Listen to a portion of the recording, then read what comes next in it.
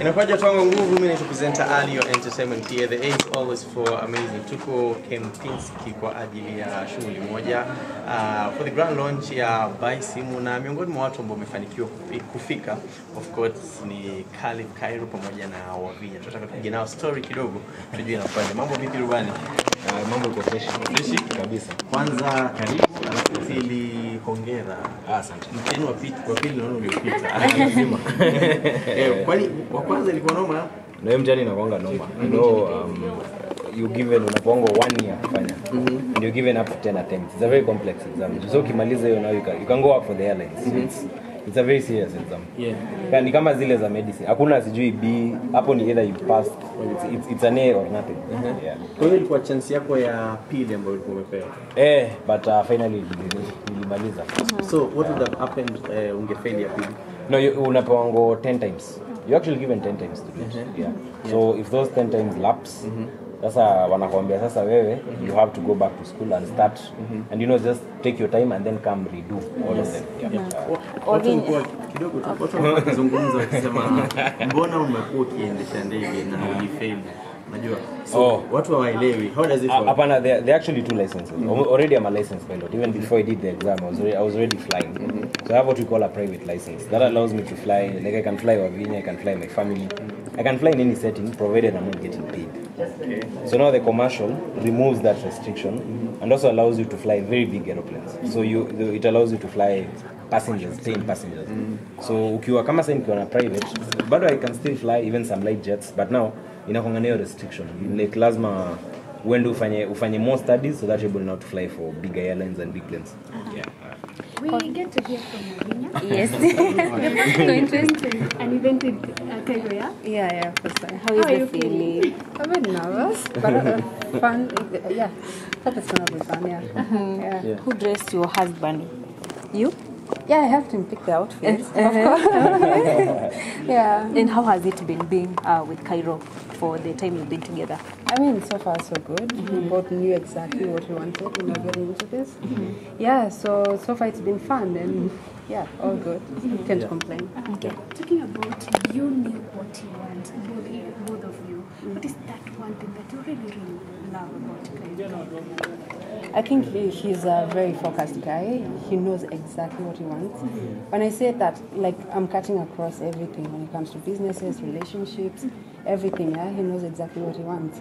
So he doesn't waste time just, playing around and everything. Yeah, wasting time and all that. Yeah. So that's one thing that I really liked about the guy.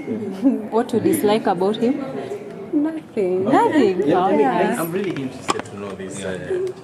Bwana Rubani, mlipata naje? No, I mean, social media. I've always been a fan of ours actually. For quite a while, I mean, ever since she was Miss World, wanamwona tu. Okay. It is mentioned that you guys really knew what you were doing or what you guys wanted. Yeah. What is that one thing that you learned from her since you guys started dating? No, I think she's very graceful. Yeah, I mean, like for, when she was representing Kenya at Miss World, I think she was top 6 in the whole world, but interacting with Mary or Wavinya, she's the most humble woman I've ever come across. I mean, for the sort of beauty she has, we're so easy. Tuendanga mali tunakula mtura, tunasimamisha Porsche kando, tunachukua chapos mocha. It's just easy. We're just easy. Nobody is forcing things.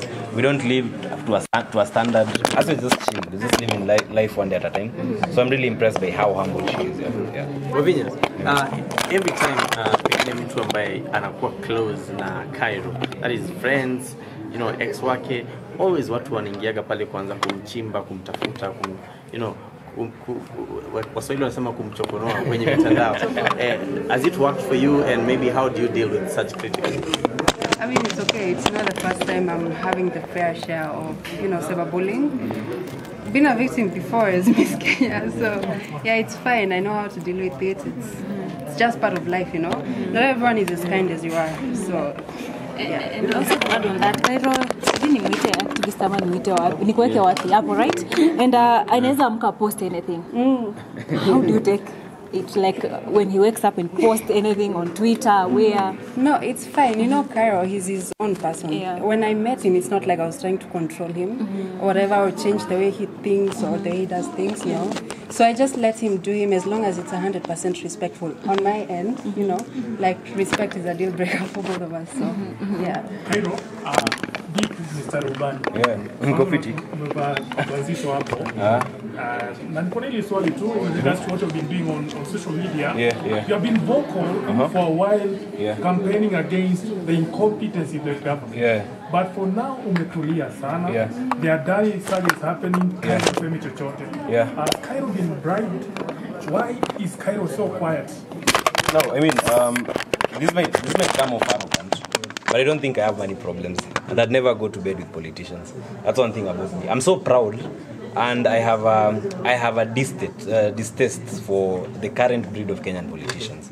But you know, I sat down and then I realized, like, politicians are not powerful because they came out of nowhere. Politicians are as a result of what Kenyans have. You know, we are the same guys who went and voted for these guys. So I just realized, look, one moment you'll be at the forefront, risking your life, risking everything. I mean, I have a business, creating very powerful enemies, but the next day, the same Kenyans who are going to attack you. And I was like, you know what, look, this is not my battle.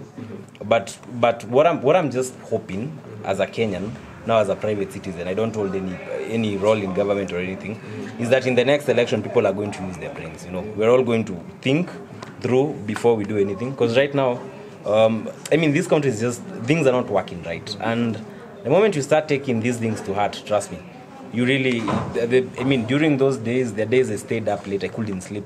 Because you just look at this country and you're like, the madness, the insanity of one country can make you go insane. So I think I just came to a point and I was like, you know what, let me just chill. I mean, I have Wavinya to take care of, I have businesses to run. And we just wait and pray that we will be alive for the next election and vote right. Because that's the only thing that can save this country. And of course, we have been seeing Morara Kibaso, you know, doing the civic education. Yeah. Are you ready to support his ideas? Are you ready to maybe, hata kama kuna pesa unaweza msaidia kidogo mahali inawezekana? Well, for me right now, if there's one thing I'm really trying to avoid, and I really don't want to be involved with this politics, because I've learned one thing is that people are very selfish. You see, some of us are not driven by money, but there are so many people, and I'm not saying it's driven by money, I'm just saying there are so many people who you don't know, you don't know who's the master of these people. At times you might be doing things with people, maybe supporting an initiative. Kumbe at the chini ya maji watu wana pesa inatembea. So it's not coming from the heart, it's coming from a point of money. But you have to appreciate what he's doing. You know, the civic education is very good. I mean, that is something we can all agree and say, look, people need to think through, we need to get the right people, and we need to expose the lies that are in government. So that's something I personally support. But in terms of supporting more than that, maybe joining money, now that will put me in the crosshairs of politics, and it's something I really want to stay away from. Watu wanajiuliza sasa umepata leseni ya kuwa commercial pilot. Tutaacha kukuona ukituzia magari upotee kabisa au inaendaje? No, hapana. Okay, unajua hata sasa nikiuza magari, you know me, I still fly. Si niko shule. I've been going to school, I've been attending lectures, I've been going for flights. So nothing is going to change. What you might see is you might actually see me in a company. Flying in a company. Yeah, so I don't know, I still don't know who's going to hire me. I think I'll just finish up everything and I'll submit my request to those people I know. You know, I have friends in the industry, talk to them. So you will see me flying, but I will not be flying like full time. So you might see me flying on Monday, Tuesday, then maybe the rest of the days I'm just doing the kawaida thing, cars, you know, madam over here. Yeah, so just balancing church, the kawaida things. So I won't do flying like ile full time 24/7, but I'll do a lot of flying. How is Jetman coming along? Jetman is doing well. We've been doing quite a number of trips lately. Even this Kairo, we have a helicopter trip. I mean, right now we are pushing a couple of heavy transactions. There's a couple of heavy planes we're working on, deals all around the world. So things are looking up. Everything is good. Drive-fi transit. Sorry? Drive-fi transit tag. Sorry? Drive-fi? Drive-fi. Na transit tag. Bado, Maurice, we always in communication every day. Maurice is one guy we talk to every day. He's been very supportive. Na bado, behind the scenes tuko huko marketing, tunasaidia tu kusukuma. It's only that maybe you might not see us, but kiroho tuko pamoja. Zungumza na, unajua umeongea na mafans, umeongea na sisi. Mwambie Wavinya kitu mbele ya kamera. Ndamwambia nini? I mean, I always tell her this every day I wake up. I tell her two things. I always tell Wavinya 2 things every day, 24 hours. What do I tell you, Ambe? He says he loves me and I'm very beautiful. Yeah. Maybe Wavinya, what do you tell him? No, I tell him the same thing, reciprocate. I love him too, and he's like very handsome. Yeah. Amazing. Thank you.